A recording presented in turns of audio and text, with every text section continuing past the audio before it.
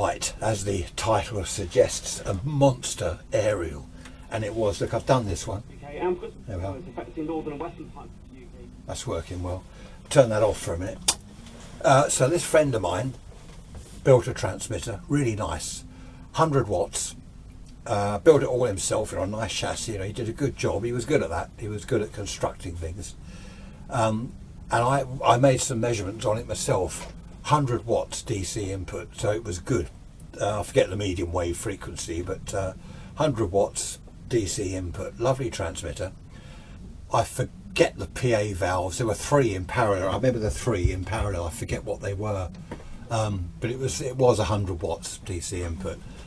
Series gate modulation, excellent modulation on it, as I found out later. Excellent. He'd really built it well. You can look up series gate mod if you're not sure what that is. It's quite interesting. He said that he knew a chap that owned some land, I don't know, with a farm or whatever, I don't know, but he owned some land out in the countryside. So he said he was going on the air 11 o'clock on Sunday. I met him at his house about 10 o'clock, and I followed him to this place. I, in my car, followed him up there, and there was like it was out in the country, like a farm, I suppose. A huge brick wall, about 12 feet high. Like they have edging estates and things. Huge wall, covered in ivy and stuff. And I'm just sort of setting the scene so you can imagine where we are. And against the wall, there's like the tin roof, the corrugated iron roof going along, big wooden posts holding it up. And at the back, inside, loads of logs, all cut up, stacked up, presumably ready for a fire in the winter or something. And under a tarpaulin there's his transmitter, all set up and ready to go. Now this was a brilliant location. There was not only lighting, like fluorescent lights, strip lights in this place, but a couple of power points on the wall. We had electricity and light. It couldn't have been better. I don't know. He said he knew the landowner. There was no one around, and the actual, I suppose, the farm itself, you could look down the track. It was a long way away, the house, and other bits of the farm. We were basically out in the fields by this track where this stuff was. There was old farm machinery in there as well. Anyway, he said, go and have a look for the aerial. I could see the wire from the aerial from the transmitter going through a hole in the side of this place. And I went outside, I'm looking around. I couldn't see an aerial. And he said, it's a monster aerial, hence the title. I said, you monster aerial? I can't even see it. I'm looking everywhere for this aerial. Look at the telephone lines. I said, is it a disused telephone line? No. So I couldn't see it. Sorry about the banging around. John's just turned up. Hello again, John. He doesn't speak. He don't go on camera. Come and say hello. Anyway, I couldn't see the aerial, and he was saying it's a monster aerial, and I said, well, it's also a stealth aerial. It's invisible. So I didn't think he could put out much of a signal. He fired up, and he said to me, but the idea of me being there was to go off in the car, just have a quick look, go off in the car, and sort of get signal reports, make signal reports from here and there. He actually wanted me to drive over to Brighton, we're at the back of Worthing. He wanted me to drive to Brighton. So anyway, I went, half a mile down the track, back to the main road, and got my transistor radio, got out of the car, and I'm doing this. Now normally you can, there it is, it's that way, it's that tight. With the transistor radio, I was listening to his transmission. Great mod, absolutely brilliant mod, and it was sort of that way. It was all that way. Instead of there, it was like there, which was incredible. I thought, what sort of aerial is this? Anyway, I did drive to Brighton. He was going to be on for 2 hours. I did go over to Brighton, listening to him on the car radio. Absolutely amazing signal all the way to Brighton. I turned round in Brighton. I went down to the seafront, turned round on the aquarium roundabout, came all the way back again. Absolutely marvellous signal. Didn't drop out at all, no flutter or fading, nothing. Ages later, I got back to the farm place. And there he is grinning. What do you think? I said, well, it's brilliant. Where's the aerial? And he said, well, you'd have to follow the wire, you see, from the transmitter. And I went out, and I couldn't. There's all stinging nettles in there, going over to a fence and a field. And anyway, I went down to the field and he connected it to the electric fence. And he said, oh, don't worry, the fence isn't on, you know. Well, obviously, can't have the fence energised and plus use it as an aerial. So I said, well, it's only like 4 feet off the ground. How come it's such a good signal? And he said, well, can't you see where the fence goes? And there was this huge field.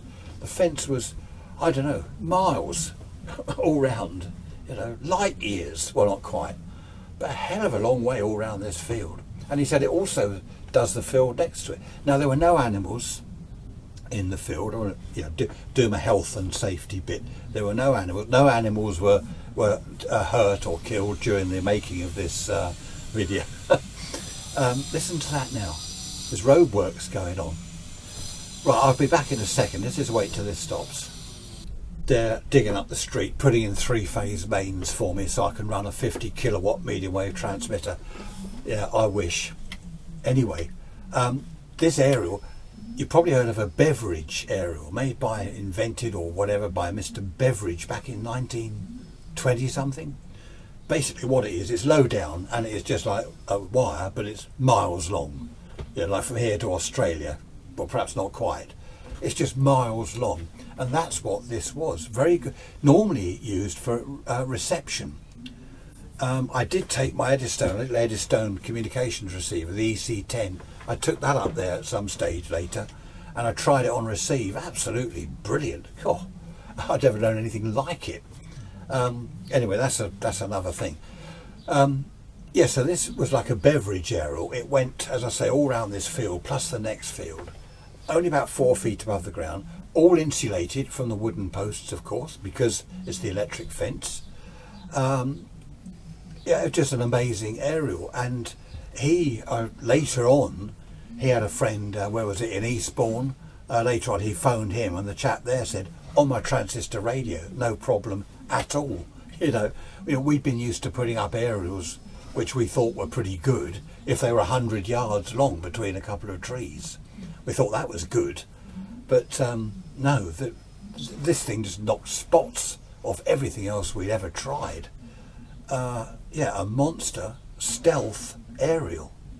He went on the air the next Sunday and the Sunday after, the Sunday after. I didn't always go with him, but no problems. No GPO turning up, didn't get busted. We assumed that it was because they couldn't DF him, they couldn't direction find him, as I couldn't on the transistor radio. Trying to DF him was almost impossible. Of course, the closer you got with your little radio, it was coming from everywhere. It's not like the aerial was there, it was everywhere. So wherever you went, it's, you know, even if you're half a mile away, it's sort of somewhere in that bit. And we just assumed they couldn't find him. I did go up there one Sunday. I went with him in his car, and it had been raining a lot. There's a lot of mud up the track. But anyway, he did manage to get up to the top, and he parked it down a bit closer to the house. I don't know who the people were. He never really said much about them. I don't know who they were or anything, but anyway, he seemed to know them, the people that own the house and the land. Anyway, he's transmitting, and I just sort of wandered off. I said I'm going to have a look round. You know, what the main thing was to look down the track, make sure the GPO aren't coming, because we knew that obviously they knew about it. The transmitter, they would have heard it. It was all over Brighton, Worthing, down Chichester, Eastbourne. It was everywhere. A massive signal with a monster stealth aerial. Anyway, I saw this little van coming up the track, and I thought, that's it, that's the GPO. Where I was, I'd gone the other way. My mate's down there in the building. I'd gone this way. I couldn't get back to him. They were coming up here. They stopped. I hid. They stopped at sort of this T-junction bit. They didn't go that way. They both got out. They got the transistor radio. They're doing all this. Couldn't find anything. So they turned and came my way. So I'm hiding in the bushes. There's their little Morris 1000 van going through the mud and the puddles, and they obviously wanted to turn round. They went into the entrance of this field and got stuck. That was it. They got stuck. And the more they did that, the more the van sunk into the mud. I was in the bushes, sniggering, you know. like a schoolboy. Excellent, they're stuck. They're getting out of the van, their shoes are covered in mud. They weren't prepared, they didn't have Wellingtons or anything. And they're looking around, what could they do? While they're rocking the van and stuff, I managed to get that back down the lane to my mate. And I said to GPO up there, he said, I know, I've seen them. He said, why haven't they come back? I said, well, they're stuck. Anyway, one of them, obviously the one stayed with the van, one of them was coming back. We could see him walking towards us. So he said, I'm not turning the transmitter off. There was something like another half hour to go of his 2 hour thing, broadcast. And so what we did was, he put this tarpaulin over it all, left it on, and we hid in the corner, in the corner of this kind of barn thing, this lean-to shelter. You know, there's some stuff there. We just hid behind that. He walked past down to the big house, obviously after some help. Anyway, sometime later, you could hear a tractor coming. He'd been down there. There's a tractor coming up the lane. Bloke driving the tractor. The GPO bloke standing on the back of the tractor, looking round like this. Shoes, trousers covered in mud, and they go off up to the top. And you know, the program ended. They were putting out the van. The program ended, and we turned the transmitter off. And that was that. You know, we watched them drive off. Eventually, they were not happy. The chap on the tractor, he drove back to the big house, of sort of farm area, and my mate didn't sort of, I don't know, I reckon what it was, he didn't say hello to him or anything, we just sort of hid again.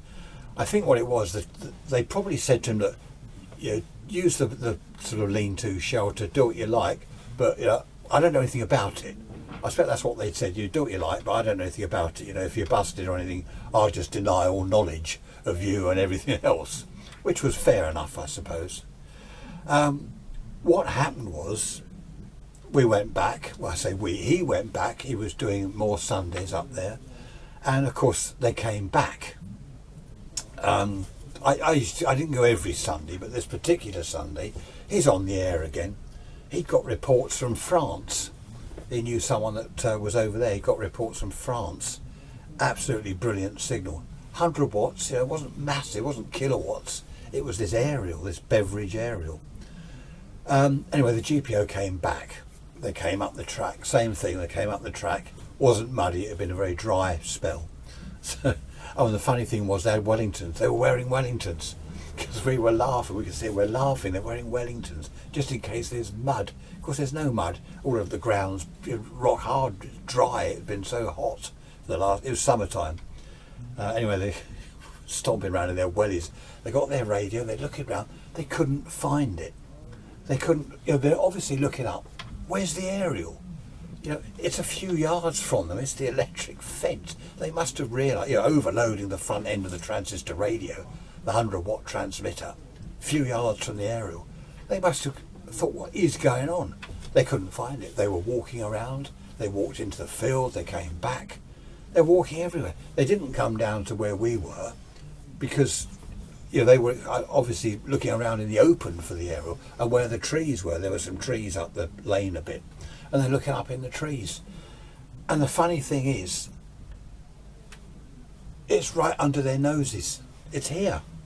It's running along the fence posts all the way. They're walking up the thing, and it's right there on the edge of the field, all the way up. They didn't give up. In the end, we came to the end of the programme and switched it off. And they just stood there waiting. They obviously thought that whoever this was, they're going to come out at some stage, they're going to appear.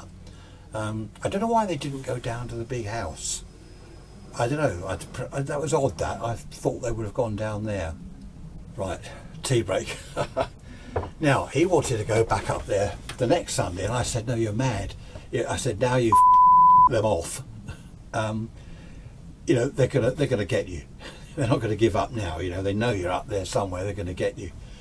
No, he said, no, that's all right, I'm going on the air. I went with him in his car. And fair enough, after some time, I'm looking out. I said, they're coming up the track. Here comes the Morris 1000 van up the track. They're going to have you. No, they won't. He said, no, they won't. He turned the transmitter off as they got near and put the tarpaulin over it. And there was an old hat. there's an old hat in this place hanging up, and he put this old hat on, right? And oh dear, I hid because I didn't want to sort of see them. I didn't want them to see me because I knew them. He didn't recognise them, so you know, he hadn't bumped into them before, whereas I had. So I had to sort of keep a low profile. So they stopped the van. He went out and he's walking towards them along the track. And I'm just looking around the sort of post of this plate of this shelter we're in, and he's saying, "Morning." I can't do the accent. "Oh, morning." And they say, "Oh, you know, hello, we're the GPO." They said they're looking for pirate radio, and I could hear him saying, "Oh, there ain't no pirate radio around here. Oh no, all this." I'm no hopeless at the accent, but he was really good. He came across as some sort of country bumpkin, and they're talking about aerials. "Oh, ain't no aerial around here. Oh no." And they drove off. That was it. He didn't go on the air for quite a few Sundays, but every now and then he'd go on the air from that location. What happened as autumn came, the electric fence was needed. I saw him in the pub one Sunday evening, and I said, "You weren't on today?" And he said, "No, the fence is back in use. They've got animals in the field." So that was the end of that. But there you are. If you want to put out a good signal on medium wave, put on your wire hat. "Oh, ain't no pirates around here." And use a stealth there, electric fence. Excellent stuff. I will never forget that aerial. All the aerials I've used ever since, it just puts them to shame. A beverage aerial. Excellent stuff. Thanks for watching. See you again. Bye bye.